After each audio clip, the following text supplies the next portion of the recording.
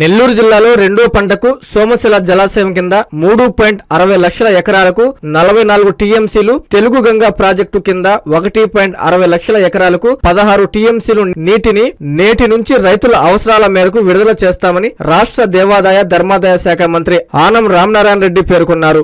నెల్లూరు జిల్లా సోమశిల జలాశయం వద్ద ప్రత్యేక పూజా కార్యక్రమాలు అనంతరం గంగమ్మ తల్లికి చీరాసారే జలహారతి సమర్పించి నీటిని విడుదల చేశారు. అనంతరం ఆయన మీడియాతో మాట్లాడారు. రైతాంగ ప్రయోజనాలే కూటమి ప్రభుత్వం లక్ష్యమన్నారు. రైతులకి తమ ప్రభుత్వం ఎల్లప్పుడూ అండగా ఉంటుందని హామీ ఇచ్చారు. ఈ కార్యక్రమంలో టీడీపీ సీనియర్ నాయకులు Talluri Girinaidu, Somasila project chairman Veluru Kesava Chowdary, TDP మండల అధ్యక్షురాలు మునగపాటి సునీత, టీడీపీ నాయకులు కృష్ణారెడ్డి తదితరులు ఉన్నారు.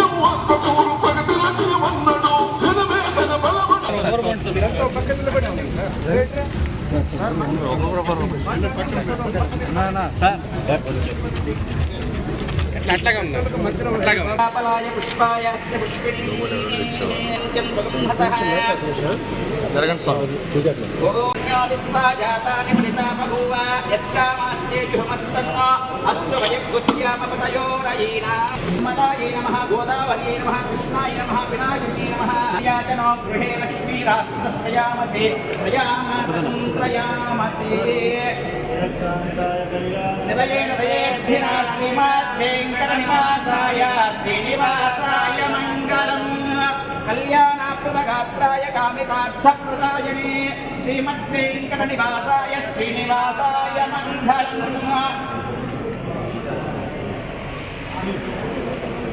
యమాన్యస్య శీఘ్రమనస్సంకల్పతా సిద్ధ్యర్థం. ఓం నమో వాచే యాచోదితాయ చాముదిత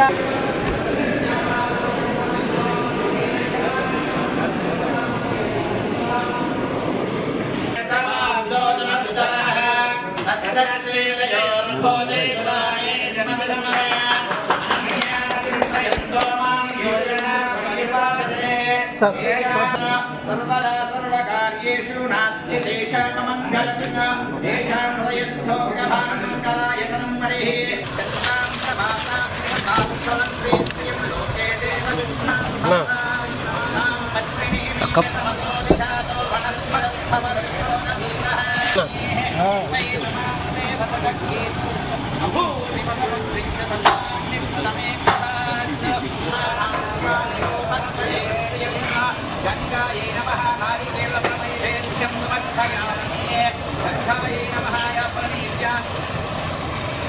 గంగాయై నమః హరిద్రాక్షుమాం సమర్పయామి. యజమాన్యస్య సోమశిల జలాశయ పరివాహక ప్రాంత దినజన ప్రోనిమాం సమేత నమస్కృత సంభానాఖ్యమస్మి సర్వాయాదాతు సంకేమనే కేవ గోదావరి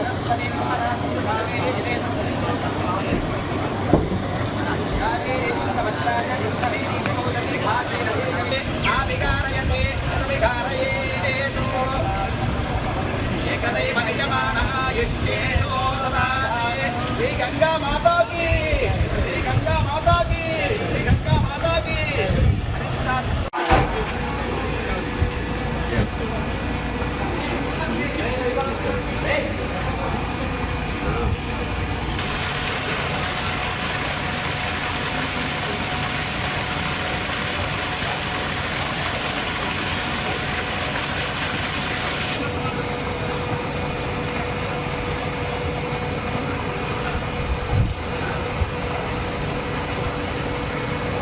ఇవాళ ఒక్క రోజులో జరిగింది కాదు, గడిచిన 5-10 సంవత్సరాల్లో అదే జరిగింది. ఇప్పుడు కూడా అదే జరుగుతుంది. మనం ఎన్ని ప్రయత్నాలు చేసి అందరినీ కలుపుకుపోదామని చెప్పి చేసినా దురదృష్టం ఇవాళ పొరుగు దేశమైనటువంటి పాకిస్తాన్ తినడానికి తిండి లేదు. ఆ దేశంలో అల్లాడిపోతున్నారు పాకిస్తాన్ ప్రజలు. అప్పుల ఊపిలో కూరుకుపోయారు పాకిస్తాన్ ప్రజలు. అయినా ఆ దేశం యొక్క విధానం ఉగ్రవాదంతో చేతులు కలపడమే.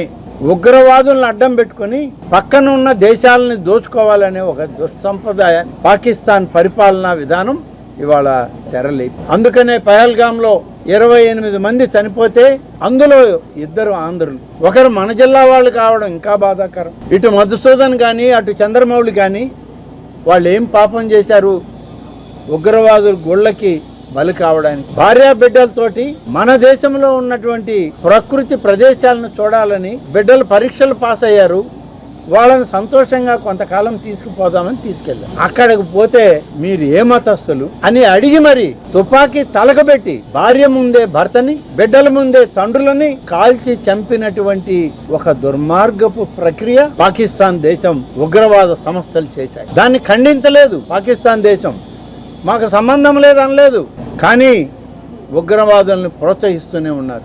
ఇక్కడ ఉగ్రవాదంలో హతమార్చి దేశంలోకి వెళ్తే వాళ్ళకి స్వాగతాలు, వాళ్ళకి పెద్ద రిసెప్షన్, సన్మానాలు. ఆ ప్రభుత్వం కనీసం సిగ్గుపడడం కూడా మానేసి ఉగ్రవాద సంస్థల్ని ఇవాళ బాహాటంగా వాళ్ళు ప్రోత్సహిస్తున్నప్పుడు కొన్ని పరిస్థితుల్లో మనం కూడా మన జాగ్రత్తల్లో ఉండాల్సిన అవసరం ఉంది. మనం కూడా మన దేశాన్ని కాపాడుకోవాలి, మన బార్డర్ని మనం కూడా మన రక్షణ దళాలు ఇవాళ ఈ దేశంలో ఉన్నటువంటి అనేక లక్షల మందికి సైన్యం, కోట్లాది మంది, కోట్లే కాదు 125 కోట్ల భారత ప్రజలకి రక్షణగా లక్షలాది మంది రక్షణ దళాలు ఇవాళ ప్రహరా కాస్తున్నాయి. హిమాచల్ ప్రదేశ్లో, జమ్మూ కాశ్మీర్ లోయల్లో, హిమా పర్వతాలలో బిడ్డల్ని కుటుంబాలను వదిలేసి ఈ దేశ రక్షణకి వాళ్ళు పోరాడుతున్నారు. అయినా వాళ్ళకి పాకిస్తాన్ దేశానికి చీమ కుట్టినట్టు కూడా లేదు. ఇంకా సిగ్గుమాలి వాళ్ళు మాట్లాడుతున్నారు. ఇటీవలే చూసాం మనం, పాకిస్తాన్ దేశంలో ఈ ఉగ్రవాద పార్టీకి చెందినటువంటి ఒక పార్లమెంట్ సభ్యుడు యుద్ధం తలెత్తితే నేను లండన్కి వెళ్ళిపోతాను, పాకిస్తాన్లో ఉండను అన్నాడు. అంటే వాళ్ళు మాత్రం లండన్ లాంటి దేశాలకు వెళ్ళి సుఖంగా ఉండాలి, ఇక్కడ భారత పౌరులు మాత్రం ఈ ఉగ్రవాదుల చేతుల్లో హతమార్చబడాలి. ఇంత దౌర్భాగ్యమైనటువంటి ఆలోచన విధానం పరిపాలన పాకిస్తాన్ పరిపాలనలో ఉంది కాబట్టే ఆ ప్రభుత్వానికి మనుగడ లేదు. ప్రతి సంవత్సరం 2 ఎలక్షన్లు జరుగుతాయి, ప్రధానమంత్రులు మారుతారు. అక్కడ మొత్తం ప్రజాస్వామ్య వ్యవస్థ లేదు, మిలిటరీ వ్యవస్థ ఉంది. ఏ మిలిటరీ అధికారికి ఏది తోస్తే అది చేసేస్తాడు. వాళ్ళని సమర్థించకపోతే ప్రధానమంత్రిని కూడా లేపేస్తారు వాళ్ళు. అది అక్కడ పరిస్థితి. భారతదేశం అట్లా కాదు. 125 కోట్ల మంది భారత ప్రజలు ఈరోజు ప్రజాస్వామ్య వ్యవస్థకి విలువనిచ్చేటువంటి వాళ్ళు. ప్రపంచ దేశాల్లోనే ఇవాళ భారతదేశ రాజ్యాంగం అన్నా, భారతదేశ ప్రజాస్వామ్య వ్యవస్థ పరిపాలన అన్నా భారతదేశంలోని అన్ని దేశాలు మన వైపే చూస్తాయి. అంత నిక్కచ్చిగా రాజ్యాంగాన్ని అమలు చేసి ప్రజాస్వామ్య విధానాలను అమలు చేసే దేశం మనది. అందుకనే కొన్ని దేశాలకి మన మీద కుట్ర, మన మీద ఒక బాధ. ఎవరికి తలవంచదు ఈ దేశం. వాళ్ళ ప్రజలందరూ ఐక్యంగా ఉంటారు. దేశ భద్రతలు వచ్చినప్పుడు ఏదో ఒక పార్టీ కాదు, ఒక ప్రభుత్వం కాదు, ఈ దేశంలో ఉన్న 125 కోట్ల మంది ప్రజలు అవసరమైతే పాకిస్తాన్ బార్డర్లో తుపాకులు ఎక్కుపెట్టడానికి కూడా సిద్ధంగా ఉన్నటువంటి పౌరసత్వం కలిగిన మన దేశ పౌరులు ఇంతమంది ఉన్నారనేటువంటి బాధ కొన్ని దేశాలకు ఉంది. కానీ ఉన్నా కూడా ఏమీ చేయలేరు. భారతదేశం అగ్ర రాజ్యాల్లో ఇవాళ అభివృద్ధి చెందుతూ ఉంది. అన్ని రకాలుగా మనం ఆర్థికంగా కూడా బలపడిపోయాం. అమెరికా లాంటి దేశాలతో సమానంగా మాట్లాడుతున్నాం, కూర్చుంటున్నాం. అలాంటి పరిస్థితుల్లో ఈ దేశాన్ని అణగదొక్కాలని కొన్ని ఉగ్రవాద సంస్థలతో చేతులు కలిపిన పాకిస్తాన్ లాంటి దేశాలు ఇవాళ మన మీద దాడి చేస్తున్నాయి. సమర్థవంతంగా తిప్పి కొట్టాల్సిన అవసరం కూడా ఉంది. నేను మన వాళ్ళందరినీ కూడా కోరేది, మనం ఒక పార్టీ కాదు, ఒక మతం, ఒక జాతి కాదు, అందరం ఏకమవుదాం. ఈ దేశ రక్షణకి భారత ప్రభుత్వం తీసుకునే ప్రతి నిర్ణయానికి మన రాష్ట్రంలో కూడా మనం చేయి కలుపుదాం. మనం కూడా ఒక్కటై భారత ప్రధాని నరేంద్ర మోడీ గారికి మన రాష్ట్ర ముఖ్యమంత్రి శ్రీ చంద్రబాబు నాయుడు గారితో కలిపి ఆయనకు అండగా నిలబడతామని చెప్పి నేను ఈ సందర్భంగా అందరికీ పిలుపునిస్తూ, ఇవాళ ప్రభుత్వం తీసుకునే చర్యలు పటిష్టంగా ఉన్నాయి, అమలు చేయాల్సిందే. భారత ప్రజల్ని కాపాడుకోవాల్సిన బాధ్యత ఈ ప్రభుత్వాల ఉంది అని చెప్పి మరొకసారి తెలియజేస్తాను.